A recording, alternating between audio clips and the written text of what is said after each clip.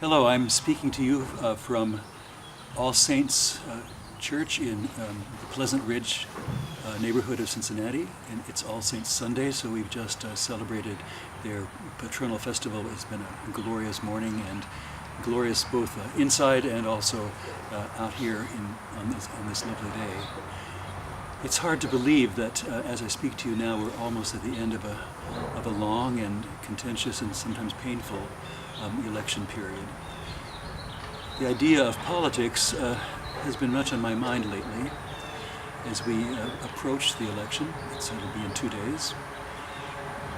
It's very easy, I think, for religious people to assume that politics is something that we need to get away from if we can, or a kind of necessary evil. And I think it's especially been difficult in our own nation of late when divisions are so great. And we've had so much trouble learning or relearning how to debate respectfully and how to really listen to one another and how to listen to the small voice inside us that sometimes says, I'm not sure that I'm entirely right, or that the person I'm talking to that I disagree with is entirely wrong.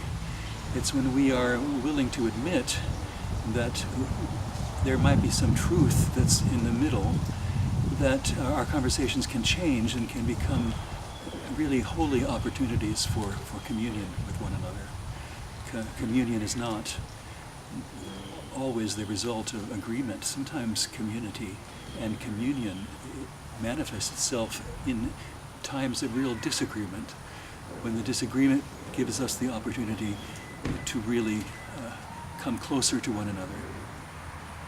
So I'm hoping that we can emerge from this election period as Christians who honor the possibility of a politics that is holy.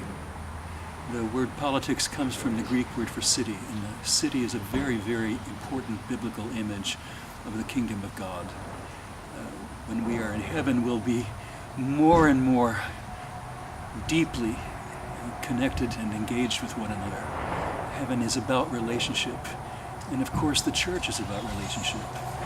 So my prayer for me and for you, whether you're listening to this on election day or have happened to plug into it long after this election is over, is that we will be able to recover a deep sense of the good news of Jesus Christ as it relates to our political life, and that we will be able to love one another deeply, even when we most deeply disagree with one another. May it be so.